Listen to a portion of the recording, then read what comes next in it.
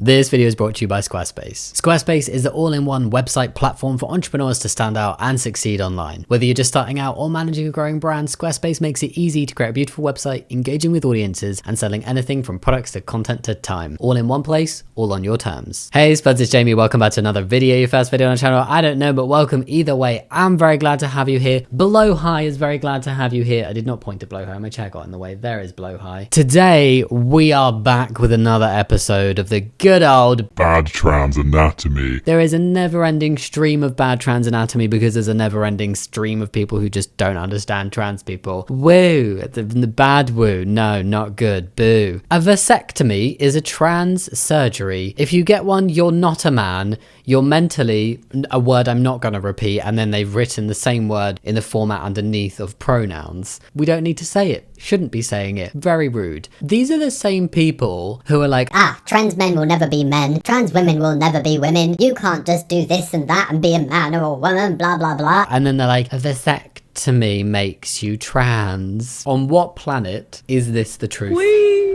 And it also just generally highlights the assumption from transphobes that it's the medical process of transitioning that makes people their gender. Taking testosterone, having top surgery, etc. didn't make me a man, didn't make me trans. I already was those things. So the idea of like, as a vasectomy. To be a trans woman, all you need to do is get a vasectomy. If only it were that simple. Man caught spiking his female date's drinks with Viagra to make sure they don't get... Oh, because you never know anymore these days. I wanted to see if she would get a... Yeah. Is that seriously real? Spiking somebody's drink? That's very not okay. That's very illegal. If you are so insecure in yourself that you are that uncomfortable at the concept of even going on a date with a trans woman, don't go on dates because this is really weird behavior. Fox News Jesse Waters, when a man votes for a woman, he actually transitions into a woman.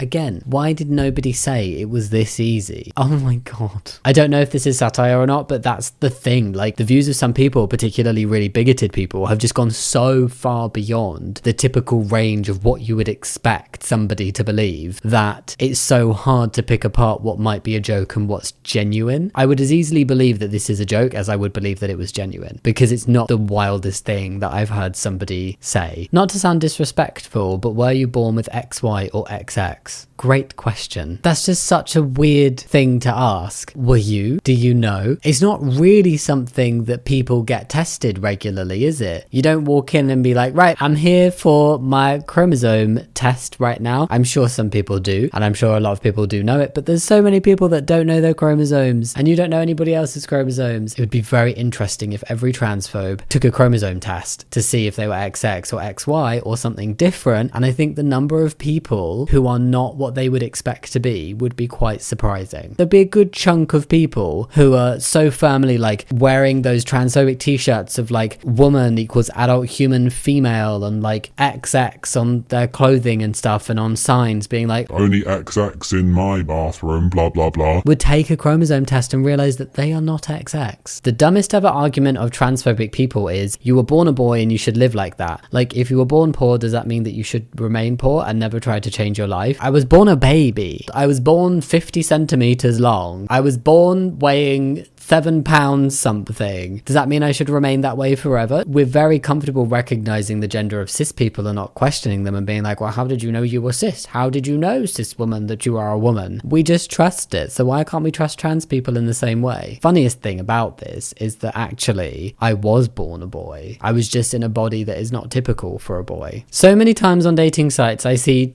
trans women requesting women only. Do they include other trans women in that statement, do you think? Yes, they're lesbians, so they want to date other women, and yes, they would constitute trans women within women because trans women are women and trans women are aware that trans women are women. So this is a post from someone who has detransitioned, I believe, and they posted a photo of themselves very like freshly post top surgery. I'm not going to show the photo, but what they've said is, this is me when I was trans and had my breasts cut off. I'm posting this for the first time so people understand why I voted Trump. This is happening to young women all over America. I know I'll be ridiculed, but I don't care. Retweet if you want this to stop. I am sorry that you are in the 1% of people who regret transitioning. That is not a fun place to be. I can imagine the feeling of your body not matching how you're feeling. Unfortunately, that is a path you took, and because you took that path and it wasn't the right one for you does not mean that you have a right to shut that path for other people. Because for the 99% of people who transition, where it is life-saving, where it greatly improves their mental health, where it is absolutely the right thing for them to have done, they don't deserve for that path to be shut because of the 1%. 1% is an incredibly low regret rate. There is a 14.4% regret rate for all surgeries generally. We're not calling to shut down surgeries, are we? No. Yet people hammer on so much about detransitioners and regret within gender affirming healthcare without actually acknowledging that it's a super low percentage, and they don't go after any other type of medical treatment that has a much higher percentage. It all comes back down to transphobia with no factual basis for it. It's just bigotry. Anyway, this person detransitioned, talking about young women. Why would you vote for Trump? So you hate trans people that much that you would vote for somebody that literally does not have anybody but the super rich white American man's best interest at heart. I mean, I don't know if he's got anybody's best interest at heart except his own. The only demographic that seems like they would come off decently from Trump being president is the cis straight white American man with money. So if you are not that, why the hell are you voting for Trump? And on that note, let's have a little segue. Guess who's back in business in 2025? Oh yes, it's me. Hello, did you miss me? I don't know how you could have missed me. It's only been a month since you last had one of these. But I want to start this off by saying thank you to Squarespace for allowing me to continue this journey, and thank you to you for all of your support for allowing this to happen as well. I really do appreciate it. I love making these videos. I don't know if you remember, I tried many different businesses in 2024 that were definitely not real, but we can pretend that they were. A lot of them were based off of my own personal interests and love. Dinosaurs, potatoes, cheese. Love cheese. And we're kicking 2025 off in the same way. I bring you my totally real and very definitely not made up business of a professional pizza taster. Oh yes, I don't know why it took me so long. I literally have a pizza slice tattooed on me. If you've got the pizza, I've got the taste buds. You can crust me with your pizza. My new career as a pizza taster was pepper only possible because Squarespace allowed the creation of my new website, and it's full of features that will steal a pizza your heart. So whatever your website, you know it's gonna be Gouda when you use Squarespace. You can make use of Squarespace's new guided design system, Squarespace Blueprint. This lets you choose from professionally curated layouts and styling options to build your unique online space. You'll be tomatally in love because your website will be tailored to your business or website idea and optimized for every device. Then of course I need to be able to be booked in for my pizza tasting services, right? And Squarespace allows just that with their online shop feature. Squarespace has all the tools you need to start selling online, and especially handy for service-based businesses, you can even schedule appointments with online bookings and calendars. And if you're spreading your creativity with an online shop, Squarespace makes it easy for you to get paid for your services and products with flexible payments. This makes checkout a smooth journey for customers who can pay using credit cards, PayPal, and even Apple Pay. Sharpeni's actual Squarespace website was super easy and fun to make, and something we're really proud of, and it's definitely here to stay, I promise. So whatever your website idea, if you're looking to build a community, if you're an awesome entrepreneur, or if you want to be a rival pizza taster, which is totally fine by me, or maybe you just want to do something fun, then just do it with Squarespace, because it will be the cheese to your crust, letting you turn any idea into a website. To go cheese the day and get started yourself, go to squarespace.com for a free trial, and when you're ready to launch, go to squarespace.com/Jammidodger to get 10% off your first purchase of a website or domain. The link is in the description box. Thank you for listening. Now back to the video. Make pronouns illegal. Honestly, I think the bigots would struggle just as much as trans people if pronouns were made illegal, and they don't even realize it. Everyone and everything must be referred to directly by name. Everyone is a pronoun, you pinecone. Try again. This is always what they do. They're like, Ban pronouns. Here's me using a pronoun. Ban gender neutral pronouns in a singular way because that's grammatically incorrect. Oh, look at that dog. referring to a singular person whose gender they do not know. They literally completely destroy their own arguments and wants by immediately going against it. It's like anybody who says they don't want to use pronouns, and if they get asked a question of like, what pronouns do you use? And they refuse to answer because they think it's too woke, which, why do we think woke is a bad thing? Honestly. Anyway, anyway. People who think that pronouns are woke and they're like, no, I'm not going to answer the question of what pronouns I use because that's like for the transgenders. So you literally just get referred to by your name? Because that is definitely not the case, which means you definitely use pronouns and you're just refusing to answer because you're a stubborn bigot. Make pronouns illegal. It will literally be as bad for the transphobes as it would be for trans people. It's a lose-lose situation and they'll very quickly revert back because they can't even do one tweet without using a pronoun. Oh, this is a message that I got. Before I read this, because this is directed straight to me and it feels quite personal, I just want to preface this with, it does not bother me. It's all stuff I've read before. I find it amusing more than anything. Well, actually, I find it really weird more than anything and then amusing. And then I'm just like, it's really sad that somebody feels like they want to send these kind of messages. Hi, Jamie. Thank you for using my name. I want to let you know that you are a woman and a lesbian. On what authority are you letting me know this information? Even if I were not a trans man and I were a woman, I wouldn't be a lesbian. I'm bisexual. You have mutilated your lovely breasts. How would you know if they were lovely or not? I wouldn't use the word mutilated. They're just gone. They were incinerated. But you still lactate. Still lactate. I never lactate. And because you still have your uterus, you still menstruate. Testosterone stops this for a majority of people. So having a uterus doesn't automatically mean you menstruate. It's something that could happen with my body, yes, because I didn't have a hysterectomy. It doesn't stop me from being a man. With childbearing hips like that, you should be able to birth a baby, but you'd have to get a sperm donation. Okay, honestly, I read this and I'm like, where is your head? Where are you coming from with this? Because it is so bizarre. You are a lesbian married to your lovely plus-sized wife, Shaba. You dated Shaba as a lesbian before you mutilated yourself. And so you are still a lesbian because you are a biological woman dating another woman. Tell my birth certificate that. What I find genuinely just really creepy is that they've said your lovely breasts. That is just creepy and something that this person would have absolutely zero knowledge of. People who are horrible and cruel to others are not happy people, and that's all I think of when I see this message. It doesn't impact how I view myself or how the people whose opinions I actually care about view me. It says so much more about the person saying this than it says about me. It says nothing about me. Oh yeah, there was this guy who wore a billboard and he copied the whole like definition of a woman t-shirt thing.